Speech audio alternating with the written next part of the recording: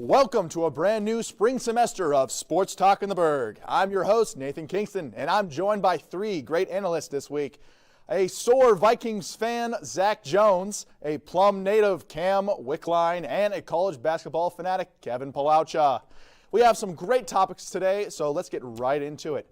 First off, some breaking news just came in today. The Pittsburgh Steelers have announced that they are sticking with offensive coordinator Matt Canada, with rumors all year that he was going to be fired. What are your thoughts, Zach? Well, to summarize my thoughts in just like a sentence, I wrote "why" in my notes 3 times and "bad" once. I don't understand it. I mean, all season, everyone was talking about how awful of an offense he was leading. They were 27th in the league for yards per attempt. There are a plethora of clips from opposing defenses pointing out how that this offense is just repeating the same offensive plays. And I don't see it. I don't see why. Okay. My initial reaction was the same as yours. I was very against it. I was very, a team that averaged 18 points per game this season, running basically the same plays, running 3-yard checkdowns on 3rd and 8, what have you. But isn't there a little bit of a part in you, or you too, Cam, that thinks that maybe they'll change a little bit? You don't think that he would be willing, or Tomlin would be willing to talk to him and change anything about his design or his scheming? Tomlin's a defensive head coach. So whenever you're a defensive head coach, your offensive coordinator runs the offense. That's how it is. And simply, he's bad at it. 25th in points per game. Kenny Pickett, who at least looked half decent, that's a whole different debate. Sure. I thought he looked pretty good. But 23rd in passing offense.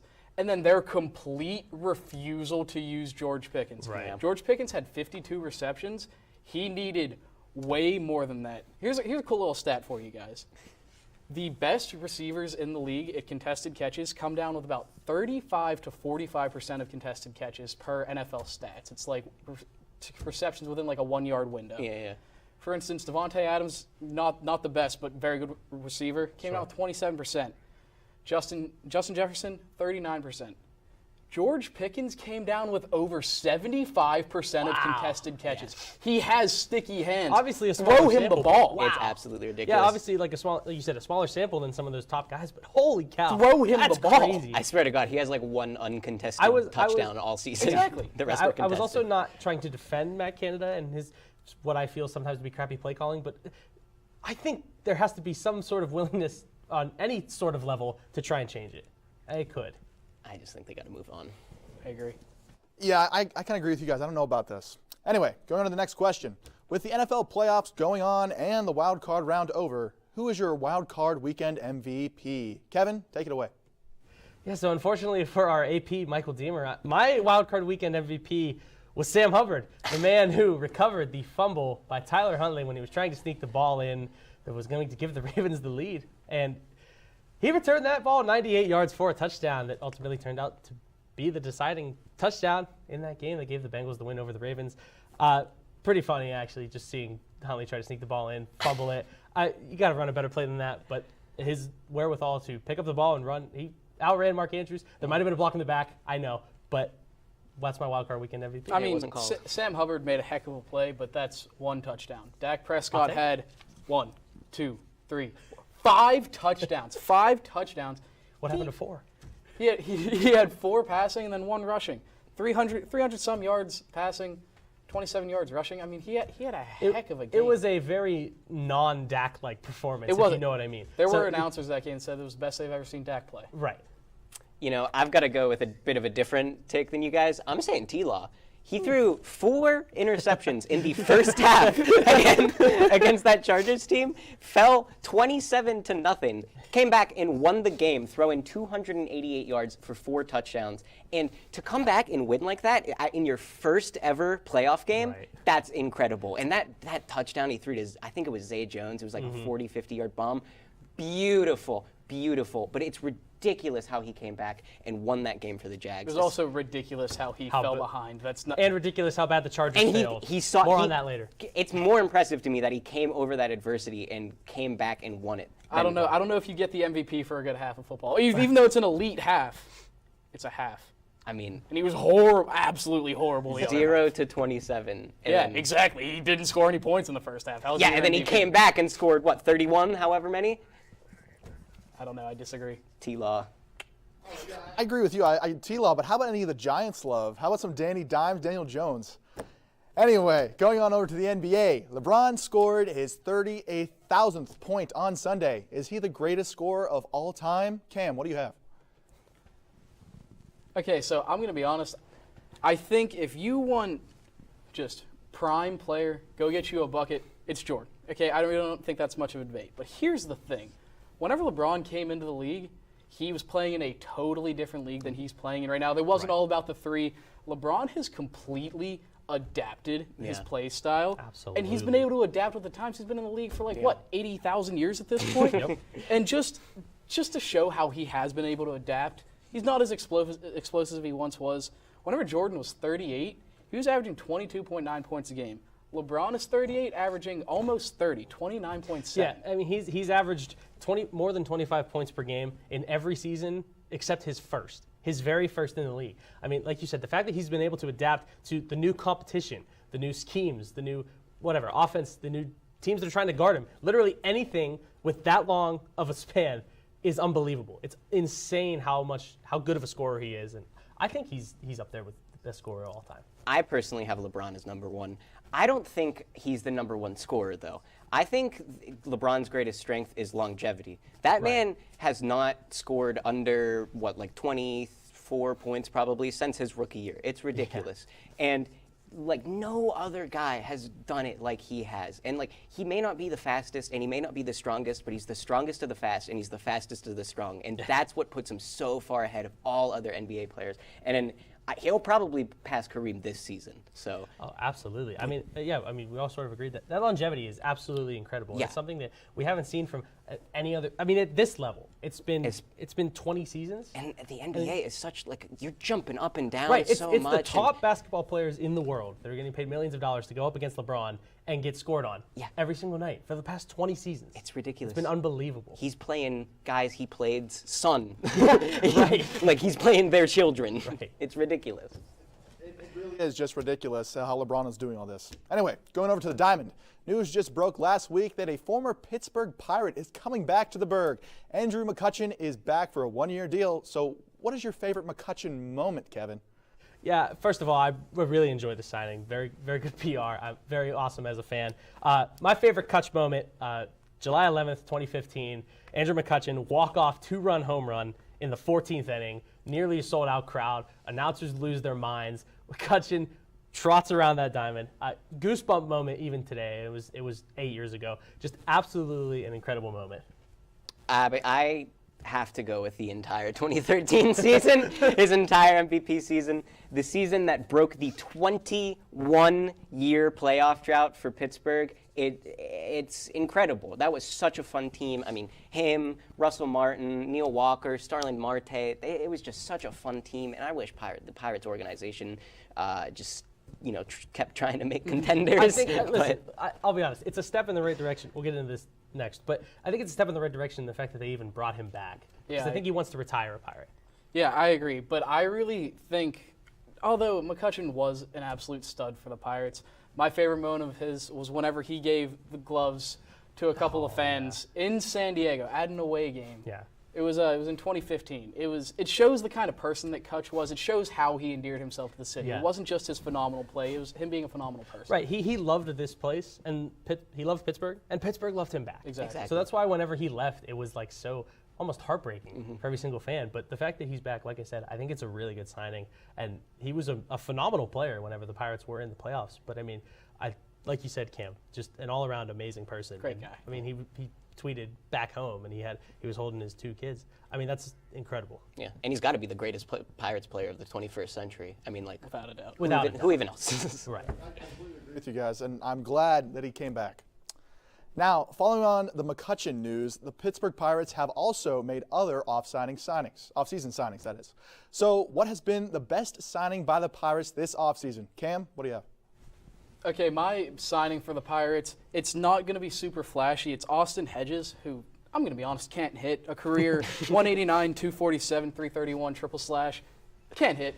But the Pirates didn't bring him in to hit. He is an elite defensive catcher. And whenever you have a young pitching staff, Austin Hedges was in top 25% of framing last year, and that's with him getting older. He's been one of the best framers in the league for a decade. I mean, Love a good catching frame help, job. catching help has definitely been needed, has been sorely needed. And I mean, someone who can be good defensively. You know, they were trotting out Rod Barajas and Michael McHenry. He wasn't help mentor that pitching staff, which is the biggest part of it. Somebody else who I think will help mentor is Carlos Santana. He's 36 years old, but he's a career 242 hitter, and he's averaging about 20 home runs a season over his long career. And I mean, him being the DH spot, I kind of thought he would be like a backup first baseman to G-Man Choi, but a DH spot, something that was also been sorely needed with the universal DH now coming into play.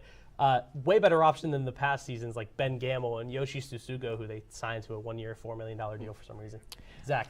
My best off-season signing was Kutch, and for the pure reason that he is going to get butts in seats. Yeah.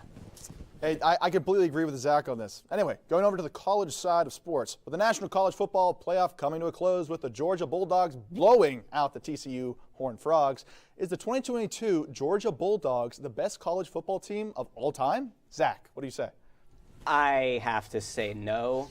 I mean, like, they could be. I'd have to see after the NFL draft shakes out because I'm more of an NFL guy, to be honest. I just think like last year's Georgia team could stack up with them well, and also they only beat Ohio State by 1. You know, you look at teams like last year's Georgia team who had 5 first-round picks in the NFL. You look at 2019 LSU, Joe Burrow, Justin Jefferson, Jamar Chase, Patrick Queen. They went undefeated. They beat Oklahoma 63-14 or something, and then they beat Clemson in the final. I mean, just an unbelievable team.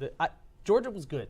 But there are definitely teams that have been better. Yeah, that's exactly what I said. Georgia was good. I don't think they're the best national champion in the last 2 years. I genuinely do believe if 2022 and 2021 Georgia played, I think 2021 Georgia takes the edge. 2021 Georgia scored 0.6 less points per game, but let up 3 less points. Like, Sure. You they guys have much better, elite defense. And Yeah. if you want to go back a little bit farther, elite offense in LSU.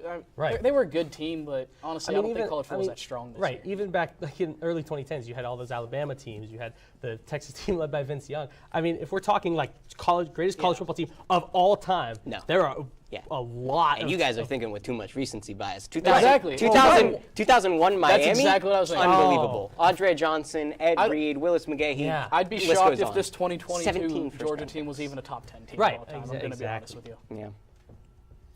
Anyway, right after the break, we see what our analysts will be buying and selling. So stay tuned on Sports Talk in the Burgh. Roll over. Chance high five. All right. When you adopt a shelter pet, you discover all the things that make them unique. And your mother and. I am totally a hat person. Right, guys? Thanks for being honest. They're a little bit of a lot of things, but they're all pure love. Adopt pure love at theshelterpetproject.org. Multiple studies have shown that marijuana can slow both driver reaction and response time, which can be really dangerous. He's here. He's here. Wait. What? I can't drive. Why? My. Oh.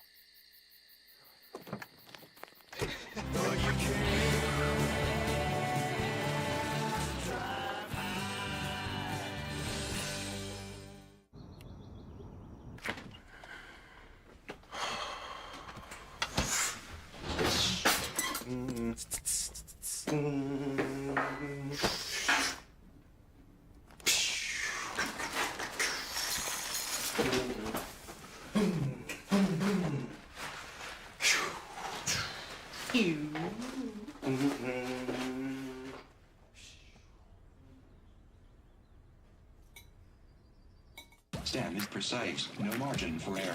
Dare to forget that. Dare to have fun with it. Get weird with it. Dare to send those old STEM theories flying past the neighbor's house into outer space. Dare to program something internet-breaking, record-breaking. Dare to blow their minds. Dare to learn the difference between sedimentary and metamorphic rock. Go find those rocks. Dare to keep daring. Dare to STEM. Check out She Can STEM to get started. Welcome back to Sports Talk in the Burgh. As I said earlier, we're going to be doing some buying and selling. After starting the year 2-6, the Steelers were able to turn the year around and finish at 9-8. With the rookie QB, what do you guys think about this? Kevin, what are you buying? Yeah, I'm going to be buying that this year was a success for the Steelers. I mean, a winning record after coming back from that terrible start 2-6, with a rookie QB, the TJ Watt injury, and hey, this is just a little bit of icing on the cake. The draft pick they got from the Bears in exchange for Chase Claypool, who only got 140 total receiving yards over 7 games for the Bears. 32nd overall pick. Yeah, that's a steal. It was a steal. So I think it was a success. Yeah, all things considered. I have to agree for the same reasons. That flipping Claypool into essentially a first-round pick without the 5th-year option. I still can't believe that. It's incredible. And Kenny Pickett looked really good. I did not believe in him before the start of the season. I thought he was taken too high, but no, he looked good, and he proved me wrong. And I just don't think tanking is the way for any team. No, I don't think so. Truly, I don't know if I could buy this more. I gotta buy. Yeah. That this was a super successful season for the Steelers. There were predictions of 4-13, 5-12, 6-11. Just no one expected them to be even good, and they were playing for a playoff berth in the last week of the season. Yeah. And especially don't get me wrong, that's not the Steelers' expectation. The expectation is go win the Super Bowl every season, but it just isn't feasible all the time. A team having that expectation alone is incredible. Yeah, that expectation for so long is incredible. Yeah. There were definitely some spoiled fans that thought the season was not a success. And that Tomlin should have been fired. Right, because they went 9-8. But if you have that Super Bowl mentality every single season, it's not going to work. Like Cam said, I mean, and they got off to that super slow start. So big success in my opinion.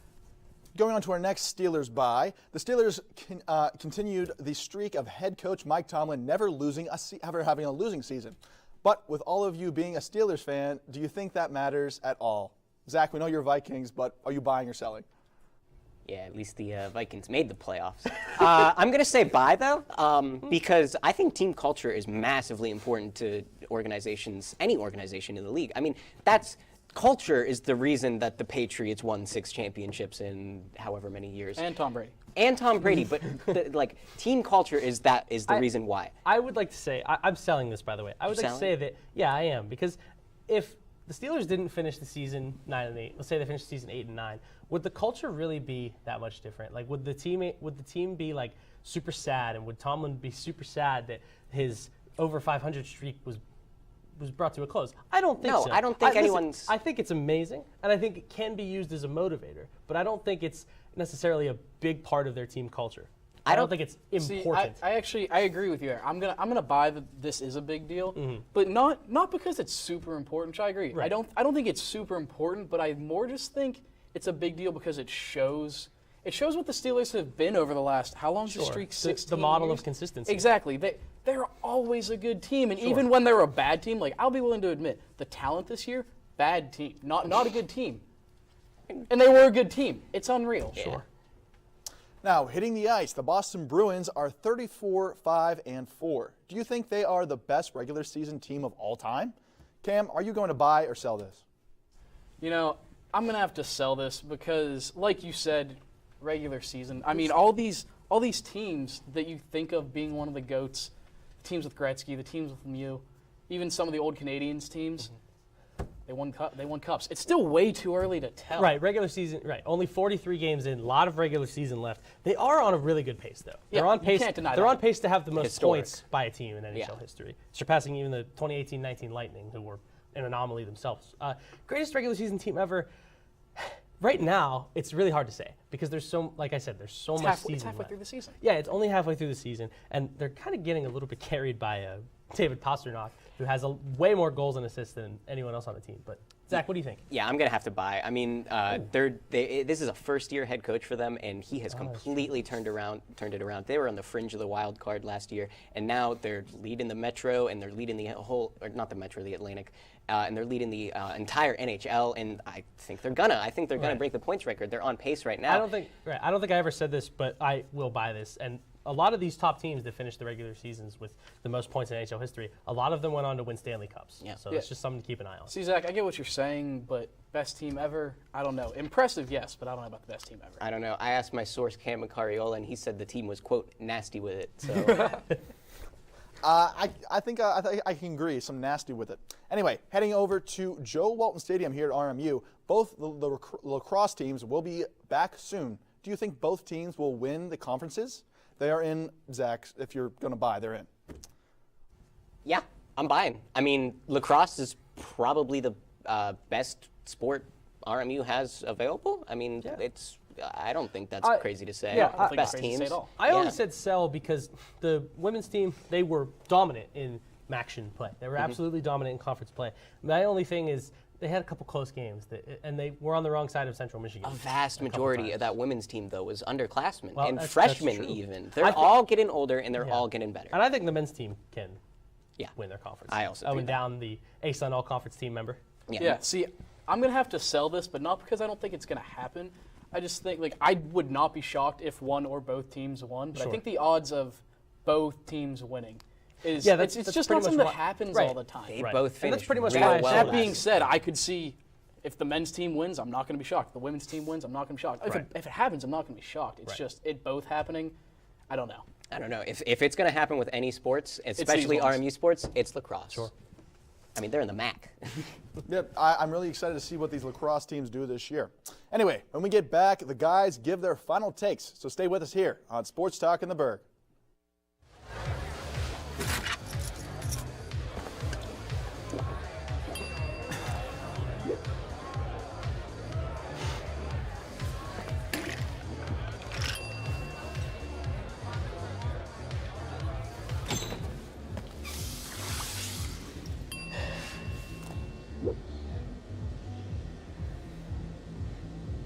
If you need to do something to feel okay to drive, you're not okay to drive.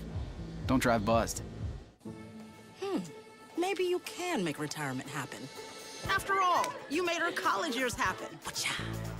Opening that education savings account when she was little. Spearheading a campus tour. And another, and another, and another, and another. Bam! Deciphering financial aid. She was like, what? And now she's like, you aced planning for college. Now get the tips you need to get on track at aceyourretirement.org. Jason, let's go see your room.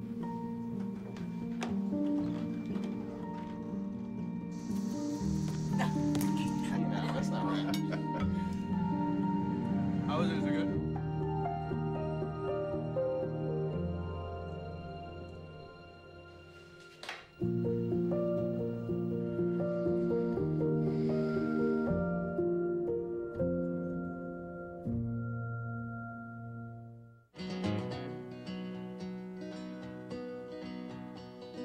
Things could be stranger, but I don't know how. I'm going through changes now. Could spend a lifetime trying to figure it out. I'm going through changes, through all of the strangeness. I'm going through changes now. Welcome back to Sports Talk in the Burgh. We're going to get right into our guys' final takes. Take it away, Zach. Light the beam, baby. The Sacramento Kings have a real basketball team. First-year head coach Mike Brown has been incredible for the Kings, leading the team to a 24-8 record through 32 games. Good enough for the 4th seed in the West. The Kings were laughed at last year for acquiring Domantas Sabonis in a trade that got rid of young star guard Tyrese Halliburton. But the Kings' offense has proven the doubters wrong. While I still believe the team should have worked to keep Halliburton, the results cannot be argued with. With De'Aaron Fox has taken his clutch play to the next level, and Sabonis' playmaking creating opportunities all over this potent offense, Mike Brown has got to be the Coach of the Year favorite, especially if he is able to seal the deal and send Sacramento to the playoffs for the first time in 16 years. The Pittsburgh Pirates are well on their way to becoming a good team. Fans for years have argued about management's refusal to spend money, but it seems times are finally changing. This offseason, they signed a fan favorite Andrew McCutchen, veteran southpaw Rich Hill, defensive wizard Austin Hedges, power hitter Carlos Santana, and boomer bust pitcher Vince Velasquez. All of that was in an effort to supplement the young guys who are going to come up this summer. The Pirates have one of the best farm systems in baseball and will begin to see the fruits of their development efforts with the likes of Nick Gonzalez, Endy Rodriguez, Henry Davis, Mike Burrows, and Quinn Priester all expecting to make their MLB debuts this year. After years of poor performance, the signs are all pointing in the right direction for this team to finally be as great as the city they represent. Hey, Dean Spanos, do you remember when you moved the San Diego Chargers to Los Angeles? When you wanted to generate more revenue to help the team win and succeed in the future? Well, you generated more revenue, about $2 billion more, but the team hasn't won anything. Sure, they won in 2018 and won a game in the playoffs, but got snuffed out by the Patriots. Last weekend, those same Chargers, hey, they made history, but not the good kind.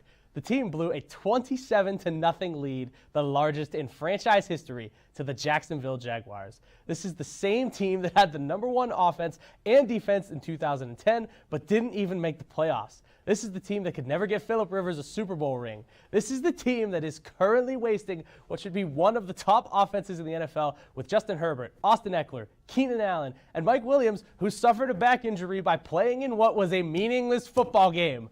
So, hey, Spanos, what's the answer?